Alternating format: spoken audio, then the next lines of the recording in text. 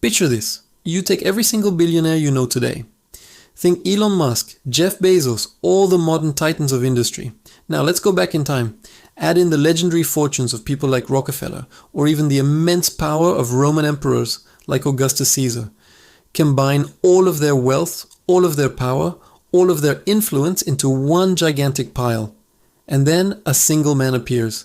A man whose personal fortune is so vast, so immense, that it makes that entire pile look like loose change. A man whose wealth wasn't just measured in gold, but in his power to literally change the value of gold itself. Who was this man? His name was Mansa Musa. He was the emperor of the Mali Empire in 14th century West Africa. And he is, without a doubt, the richest human being ever recorded in history. So how did one man accumulate a fortune so large, it's still talked about, still debated, and still almost impossible to truly comprehend 7 centuries later? To understand his story, we have to travel back to the year 1312. When Musa Keita, later known as Mansa Musa, ascended to the throne of the Mali Empire, he inherited not just a kingdom, but a continent's treasure chest. West Africa at that time was a global powerhouse of resources. We're talking about gold, salt, and control over the most crucial trans-Saharan trade routes. And all of this incredible wealth was under the direct control of one man, Mansa Musa. Let's put this into perspective. At the peak of his reign, it's estimated that the Mali Empire was responsible for nearly half of the entire old world's gold supply. Think about that for a second. Half of the gold circulating in Africa, Europe, and Asia came from the mines in his territory. This wasn't just a kingdom rich in gold, it was the source of gold for much of the known world. That is why many historians and economists today simply give up when trying to put a number on his wealth. They conclude it was incomprehensible or too vast to be measured. But Mansa Musa wasn't just some reclusive king sitting on a mountain of gold. He was about to show the world exactly what that kind of wealth looked like. And he did it in the most spectacular way imaginable. His fame exploded across the globe during his legendary pilgrimage, or Hajj, to Mecca in the year 1324. This wasn't just a simple journey. This was a procession of wealth and power on a scale that had never been seen before, and has arguably never been seen since. Imagine a caravan stretching for miles across the desert. At its head was the emperor, Mansa Musa. Following him was a procession of 60,000 people. This included his entire royal court, soldiers, entertainers, merchants, and 12,000 personal servants, each one dressed in the finest silks and carrying a solid gold staff. And then there were the camels, not just a few, but hundreds of them. Each camel was loaded with bags of pure gold dust and nuggets. We're talking about hundreds, possibly thousands of pounds of gold being transported across the Sahara. As he traveled, Mansa Musa performed acts of charity. In every city he passed through, from his capital of Niani to the bustling metropolis of Cairo, he gave away gold.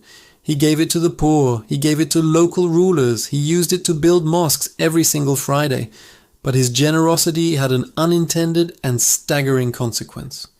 When his caravan arrived in Cairo, he gave away so much gold to so many people that he completely flooded the market. The sheer volume of new gold entering the city's economy caused the value of gold to plummet. Prices for everyday goods, rupa, skyrocketed, leading to massive runaway inflation. Think about the economic power required to do that. One man, through his personal spending on a single trip, was wealthy enough to single-handedly destabilize the economy of one of the largest and most important cities in the world.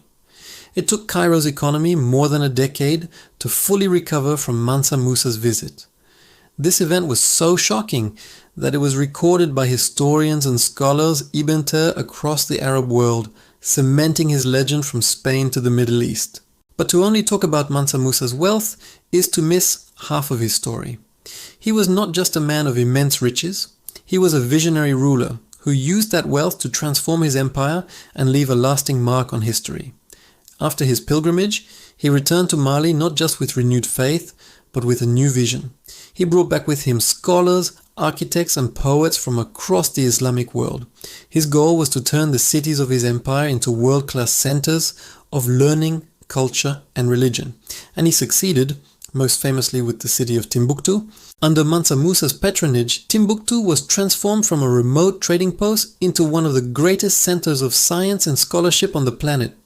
He commissioned the construction of grand mosques, libraries and universities.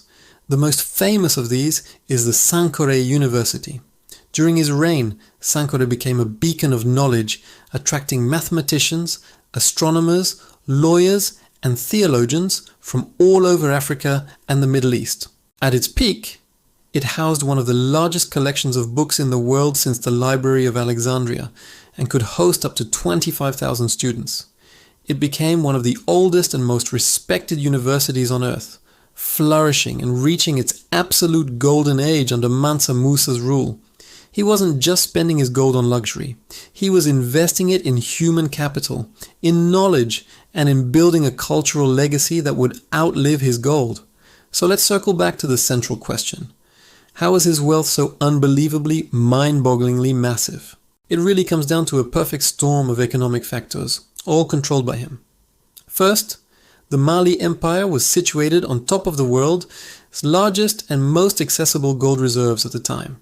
The mines of Bambouk, Bouré, and Galam were legendary, producing gold of incredible purity. Second, he controlled Africa's most crucial trade routes. The trans-Saharan trade was the internet of its day, connecting West Africa with North Africa, Europe, and the Middle East. Everything Jeanmol passed through his territory, and he could tax it all.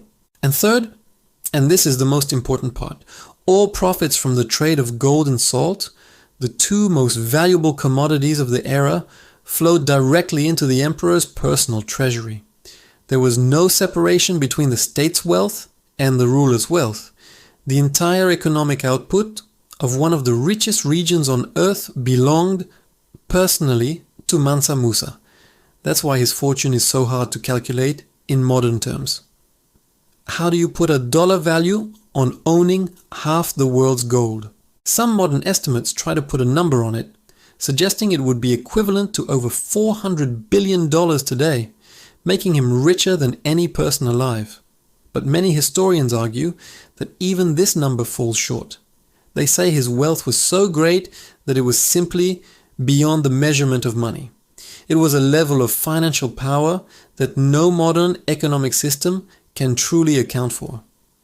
Mansa Musa's reign is remembered as one of the brightest and most prosperous eras in African history.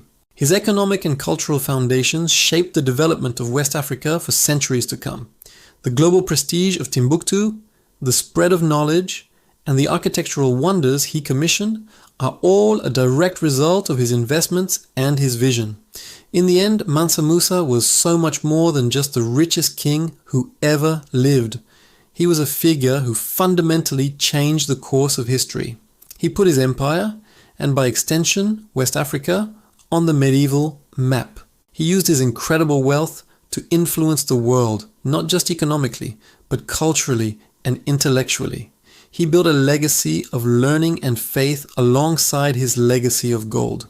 Even today, nearly 700 years after his death, he remains a symbol of African prosperity and a testament to a time when a West African emperor was, without question, the most powerful and the richest human being on the face of the earth. A legend, a ruler, and a history literally written in gold. Thank you so much for watching. If you found this story as fascinating as I did, make sure to like this video and subscribe to the channel for more deep dives into the most incredible stories from our past. Let me know in the comments who you think is the most fascinating historical figure. See you next time.